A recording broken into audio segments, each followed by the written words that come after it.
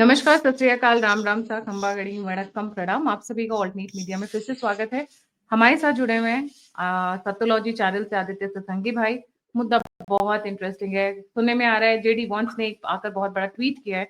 अब ये माना जा रहा है कि ट्रम्प के बारे में मतलब स्वर्ग चले गए हैं या फिर नहीं।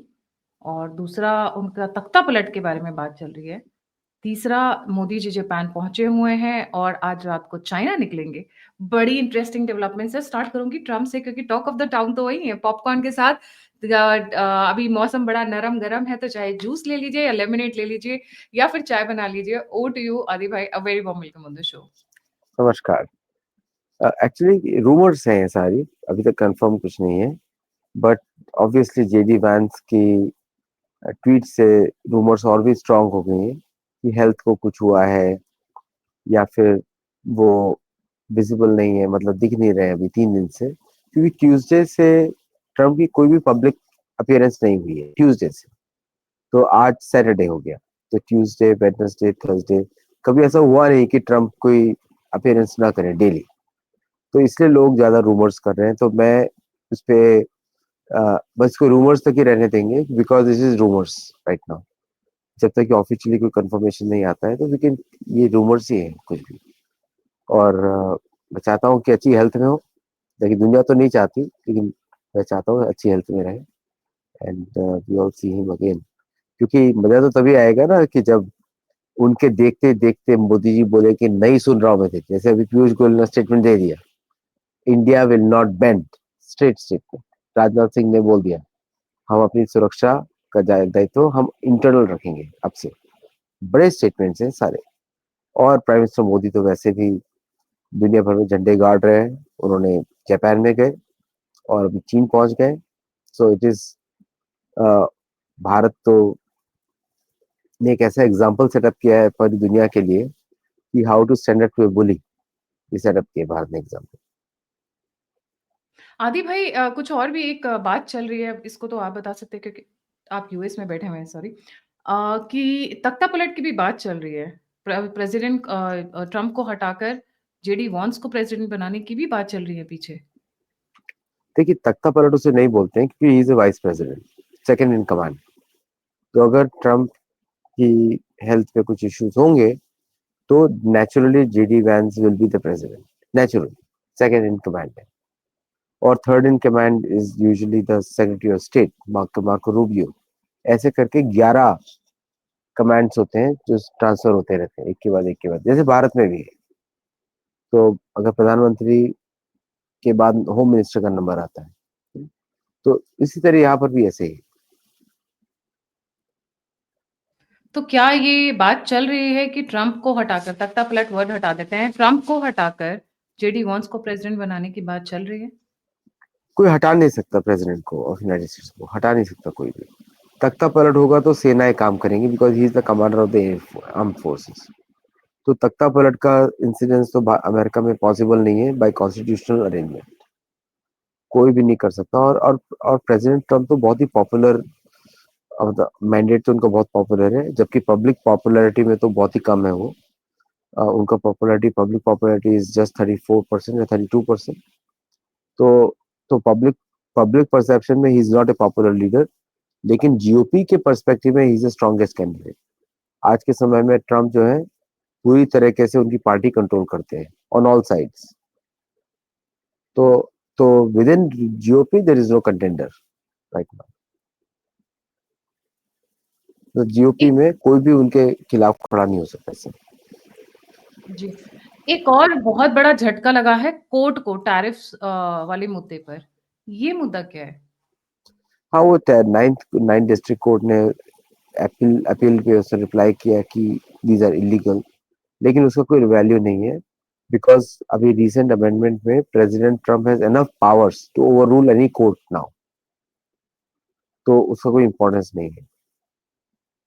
ये सारा एग्जीक्यूटिव ब्रांच पे आ जाता है, इसीलिए जो उनके सारे बंदर हैं सब उछल रहे हैं इस समय भारत के विरुद्ध। तो मतलब कोर्ट से कुछ भी आता है, जैसे भारत में कोर्ट में कुछ आ जाता है तो कई बार वो बहुत टॉक ऑफ द टाउन हो जाता है या गवर्नमेंट को कंपेल करता है कई रीजंस पे। मतलब कोर्ट कुछ भी करे तो उसकी कोई वैल्यू नहीं है वहां पर। इस समय कोई वैल्यू नहीं है, specially on these matters. Tariff के विषय में कोई वैल्यू नहीं है, क्योंकि अमेरिका में जब भी कोई बोली जाती है नेशनल सिक्योरिटी, उसके नाम पर किसी को भी चुप कराया जा सकता है, इट डजेंट मैटर हु। तो ये नेशनल सिक्योरिटी का इशू उन्होंने कनेक्ट किया टैरिफ को, एंड इसलिए कोर्ट का कोई वैल्यू नहीं रहेगा वहां पे। कोर्ट बोल सकते हैं, कोर्ट अपनी राय दे सकते हैं, कोर्ट जजमेंट पास कर सकते हैं, लेकिन जजमेंट्स को एक बड़े से बैग में रख के संभाल के सील कर दिया जाएगा बैग को, जो कोई वैल्यू नहीं। एक इंटरेस्टिंग डेवलपमेंट इसमें और आई है।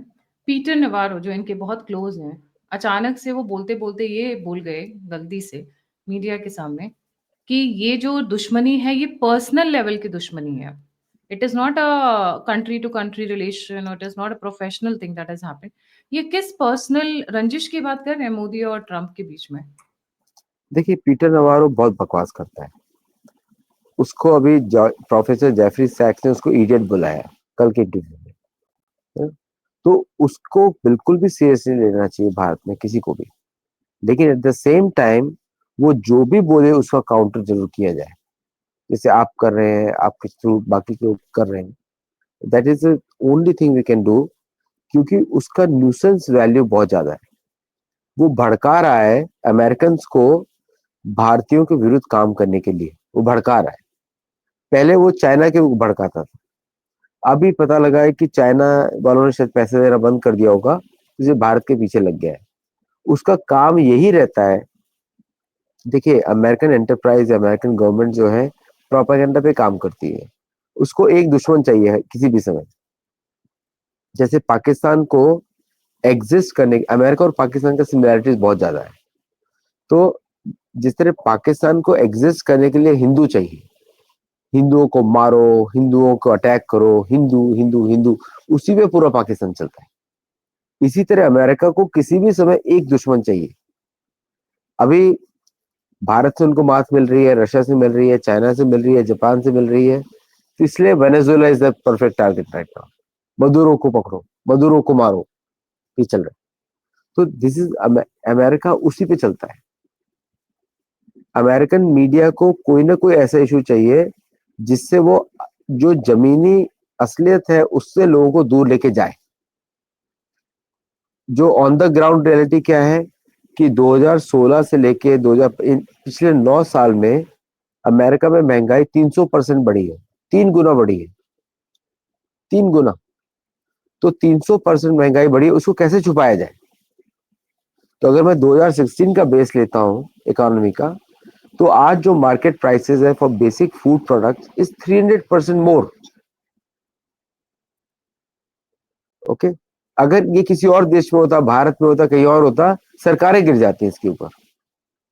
लेकिन यहाँ की पॉपुलेशन को ऐसे ट्रेन किया है चर्च के माध्यम से, मीडियम के माध्यम से, वो लोग सड़क पे उतरते ही नहीं, वो अपोज भी नहीं करते किसी को, वो बस भुगतते रहते हैं। एक जॉब की जगह दूसरी जॉब ले लो, क्योंकि डर है। ये state is all powerful, arrest कर लेगा, मारेगा। जो जो जिस जिस चीजों पे अमेरिका ह्यूमन राइट्स के भारत में उठाता है, उससे तो 10 गुना ज्यादा वो लोग करते हैं। कल ही एक सिख जो था हमारे, वो कुछ कर रहा था गटका, पता, ये तो मुझे पता नहीं कि किसको बिलोंग करता है, किस सेक्ट को, क्या वो खालिस्तान को बिलोंग करता है, किसको, ये मुझे पता नहीं। But that man was mentally unstable, उसको गोली मार दी कल, है ना? वो तो वीडियो पॉपुलर हो गया। तो स्टेट इस तरह काम करता है। जी। और मोदी की रेटिंग जहाँ एक तरफ बढ़ रही है, वहीं इनकी रेटिंग बहुत ज़्यादा घट रही है। ये भी एक इम्पोर्टेंट डेवलपमेंट है जो लोग ध्यान नहीं दे रहे हैं। उसके साथ जहाँ ये रशियन ऑयल को इन्होंने मुद्दा बनाया हुआ है, तो सितंबर से भारत रशिया से 15% और ऑयल खरीदने वाला है। 20%। 20% और एक्स्ट्रा ऑयल खरीदने वाले हैं। मतलब वो बोल रहे हैं कि dare me not, and Bharat, वो बोल रहे हैं Bharat is a dead economy, ये बोल रहे हैं डेयर अस, उस टाइप में। करना ही चाहिए, ऐसे ही करना चाहिए। बुली को आप ऐसे ही मारते हैं, बुली को ऐसे ही पकड़ते हैं। मैं तो चाहता हूँ कि वेनेजुएला में भारतीय नेवी अपने शिप्स भेज दे। तो ट्राई तो करें हम लोग, क्या इससे फर्क पड़ता है? तो रशिया तो ऑलरेडी भेज रहा है। और so it's a very dangerous game जो अमेरिकन पॉलिटिशियंस खेल रहे हैं, और जिस तरह वो बिहेव कर रहे हैं वो ऐसे बिहेव कर रहे हैं जैसे कि they are like immature teenager girls. आज American politicians are behaving like immature teenage girls, जबकि भारत में तो teenage girls are also more mature. So वो इस तरह बिहेव कर रहे हैं. अब ये कार्टून बहुत ही अच्छा है, ये जो रिचर्ड वॉल्फ ने डाला है कि रैट फाइटिंग अगेंस्ट एलिफेंट. ऐसे ही है, अमेरिकन सेटलर्स तो रैट के जैसे बिहेव करते हैं, किसी के भी खेत में घुस जाएंगे, चुरा के खा लेंगे, यही काम करते हैं. प्रॉब्लम क्या है कि द होल सोसाइटी जो है इज रनिंग हॉलीवुड के मूवीज पे चल रही है. हॉलीवुड मूवीज में क्या दिखाया जाता है कि एक वाइट एंग्लो सैक्सन अमेरिकन है, वो बचा रहा है, ब्राउन लोगों को बचा रहा है, जबकि असलियत में उल्टा ही होता है. हर जगह ब्राउन लोग इन लोगों को बचाते हैं, है ना. बोलते हैं हमारे वर्ल्ड ग्रीन बेरे है, या वर्ल्ड हमारे war one, world war two. World war two. नहीं, और यमन में भी बड़ी बड़ी बातें करते हैं कि भाई अमेरिकन बचाने जा रहे हैं. वो तो अपने सोल्जर्स, अपने सिटीजन को छोड़कर ही भाग गए सबके सब. तो अमेरिकन फोर्सेस अगर जाएंगी कहीं पर, तो वो सिर्फ उन्हीं को बचाएंगे जो वाइट दिखते हैं, एंग्लो सैक्सन दिखते हैं. किसी ब्राउन से उनको बचाने वाले नहीं है वो लोग. तो अमेरिका पिछले 200-250 साल में एक राष्ट्र भी नहीं बना पाया, कॉलोनी का कॉलोनी रहा.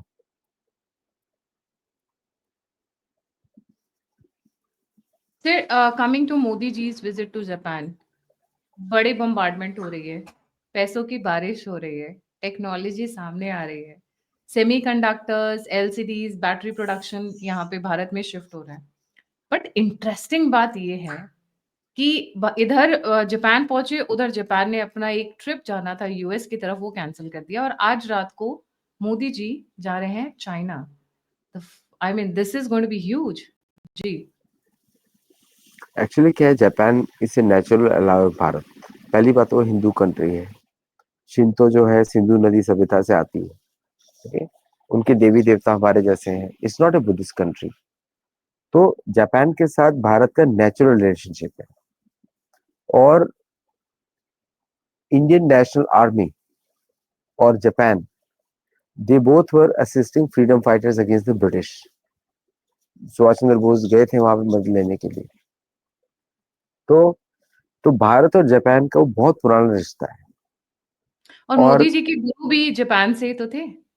हाँ, तो जापान और भारत आर नेचुरल एलाइज. पता नहीं क्यों जापान फंसा हुआ है इनके चक्कर में. And I think Japanese people are tired of American basis on Japan. भाई इतना थोड़ी पछताओगे कि 80 साल तक कब्जा करके बैठे हुए हो जापान के ऊपर. 80 साल इज अ लॉन्ग पीरियड. और जिस तरह जापान ने बार बार अमेरिका को बचाया है for something which was a war, इतना लंबा पनिशमेंट तो किसी को भी नहीं देते भाई. तो तो now Japanese people want to throw away these American bases also. और Japanese self defence forces are not self defence forces now. They are very big for offensive operations. यहाँ तक कि अमेरिकन मीडिया में जापानीज के जो नए ships आए उनसे डराया जाता है कि they are very capable ships. तो I think Japan will have to take a new course. ये सेंचुरी एशिया की सेंचुरी होनी चाहिए, नॉट यूरोपियन सेंचुरी. तो जो कोल्ड वॉर के समय के जो बेसेस हैं, they should not be there. तो ट्रू. इसीलिए जब भारत के साथ टाई अप होता है, सेमीकंडक्टर्स का, space tie up, defence tie up, trains का tie up, it is for Japanese people. और एयर डिफेंस में, और any of the missile strengths, even aircrafts, India is more advance than Japan now. Civilian में Japan is more advanced. So I think this collaboration is very mutually beneficial. एक और ये जो Shanghai जा रहे हैं मोदी जी, जो चाइना जा रहे हैं, उसको आप कैसे देखते हैं? What is your observation? वहां देखिए से क्या, Shanghai, are they looking for an RIC, are they looking for business, are they looking to counter USA, India, China, Russia मिलकर? आप इसको किस हिसाब से देखते हैं? RSA भारत ऑलरेडी उसको Bharat is already part of BRICS, तो Bharat is not going to go to RIC। और दूसरा, भारत का foreign policy is very clear कि Bharat is not align to any group, Bharat is not part of the cold war. तो जो America को भारत बोल रहा है वही चाइना को भी बोलेगा और वही रशिया को भी बोलेगा। अंडरस्टैंड कि Bharat is a country of 140 crore people. 140 crore, ये देश कॉन्टिनेंट से बड़ा है। तो भारत को अपनी सुरक्षा खुद ही करनी पड़ेगी। अगर हम मिलिट्री एज के लोग देखें कि भारत के पास 500 मिलियन यूथ है जो मिलिट्री एज है, तो it is more than the combined race of Anglo Saxons. Race किससे बड़ा है? भारत की military age youth. So Bharat will not align with anyone on any groups. With भारतीय सेना किसी के लड़ने नहीं जा रही। मैं तो चाहता हूँ कि यूएन को भी छोड़ दें। United Nation is not needed now. तो इसलिए the way I see is a good step, क्योंकि चीन और भारत एक कॉमन कल्चरल, महाभारत में चीन का नाम है भाई। अगर महाभारत में नाम लिख दिया तो गणेश जी ने लिखा है ना। तो Bharat has a very old civilisational connect with चीन, लेकिन चीन को अपनी बुरी हरकतें छोड़नी पड़ेंगी जो सीआई के लिए करता है वो। भारत की जमीन को हथियाना और भारतीय लोगों को जितने सोशल मीडिया कैंपेन चलाना, पाकिस्तान के साथ मिलना, तो आई थिंक ये थॉ करने की कोशिश है। And this opportunity China must grab. China has to grab the opportunity because China is the aggressor. तो तो भारत ने जो ओवरचर किया है थैंक्स टू ट्रम्प, और चीन ने जो ओवरचर एक्सेप्ट किया है, तो दिस इज द टाइम। और चाइना ने सपोर्ट भी किया भारत को openly, they oppose America openly also foreign policy में। So this is the time that China and India should ensure कि एशिया से लूट बंद हो जाए of the Europeans and the Anglo Saxons. This thing, let Europe take care of themselves. कहां से करते हैं I don't care, and let America take care of itself. कहां से करता है दे केयर। लेकिन so many military basis America के हैं which is a threat to Bharat also और चाइना ऑल्सो। तो जैसे अमेरिका ने पाकिस्तान को क्रिएट किया भारत के विरुद्ध, उन्होंने ताइवान क्रिएट किया चाइना के विरुद्ध। अब Taiwan whether it should be independent और not, that is for Taiwanese to decide, उसमें मेरा कोई लेना देना नहीं है। लेकिन for us Tibet has to be independent, Tibet has to be autonomous, at least Kailash Mansarovar तो हम लोग जाए। सो कहीं कहीं पे Chinese have to come down कि भाई तुम्हारा जो मिडिवल प्लान है शुंग डायनेस्टी का या मिंग डायनेस्टी का, अगर मैंने अपनी महाभारत खोल दी तो आपका तो कुछ बिलोंग ही नहीं करता, चीन तो प्रोविंस है मेरा, है ना।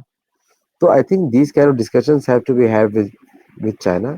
और prime minister Modi knows urgency क्या है कि that with with China India is in a much stronger position now in BRICS. तो thanks to Shanghai cooperation, SCO, SCO का पर्पस है regional trade and anti terror operations. China ने SCO बनाए इसीलिए कि वो ये जो मुसल इस्लामिक टेरर है उससे लोग बचे।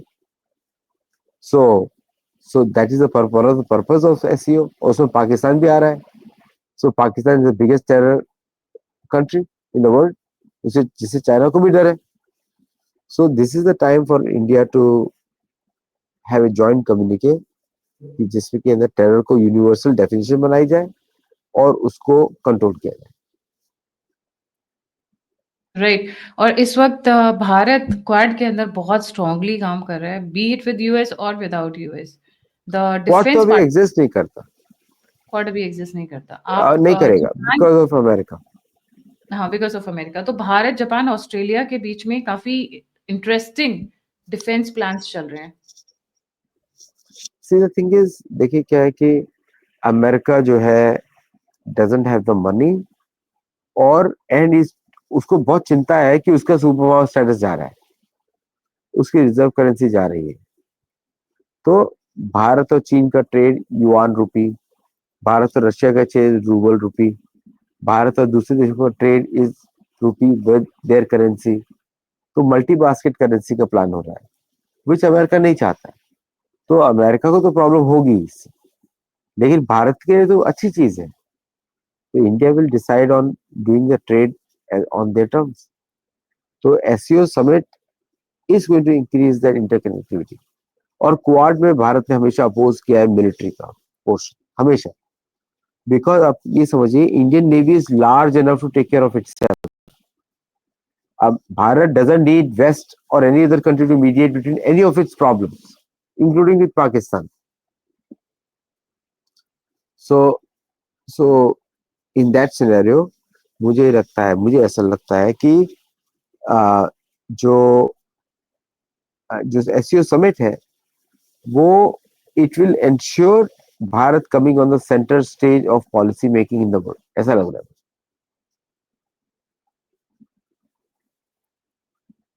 और पुतिन भी आने वाले दिसंबर में भारत।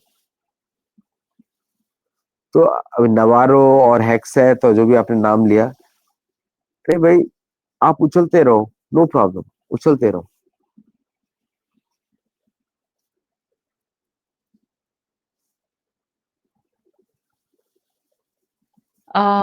ट्रम्प ने Trump massive trade offensive against India, former US NSA बोल रहे हैं कि उसकी वजह से जो ग्लोबल ब्रांड है, American brand has globally gone down in the toilet. Imagine this is coming from a former US NSA. क्या इज्जत रह गई इन लोगों की? एक्चुअली क्या है, Jake Sullivan himself is responsible. Jake Sullivan के जो काम थे क्या थे? पाकिस्तान को सपोर्ट करना, भारत में रिजीम चेंजिंग ऑपरेशन करना, और जब अभी पावर से बाहर है तो उल्टा सीधा बातें कर रहे हैं। तो हम लोग को तो ये पता है कि America is in decline since world war to